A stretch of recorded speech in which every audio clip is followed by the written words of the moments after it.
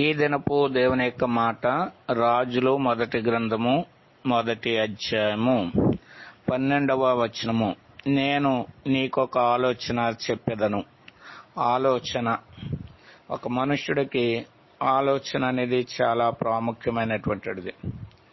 మనకు ఆలోచన పుట్టకపోతే ఇతరుల దగ్గర ఆలోచన చేసి దానిని బట్టి నడుచుకోవాలని మనము ఎరిగినటువంటి వారు. అదే రీతిగా పరిశుద్ధ గ్రంథం కూడా తెలియజేస్తుంది, ఆలోచనకర్తలు అనేకులుండుట క్షేమకరమని కూడా వ్రాయబడింది. వీటన్నిటికంటే దేవుని యొక్క ఆలోచన ఎంతో ప్రాముఖ్యమైనటువంటిది.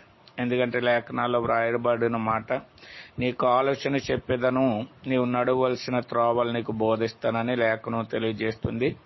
కాబట్టి మనకి ఏదైనా ఆలోచన అవసరమైనప్పుడు దేవుడిని అడుగుడు ద్వారా, అనగా ప్రార్థించడం ద్వారా దేవుడు మనకు ఆలోచన చెప్తాడు. ఆ రీతిగా దేవుడిని ఆశ్రయించి దేవుడిచ్చే ఆలోచన బట్టి నడిచి మేలు పొందుదుము గాక.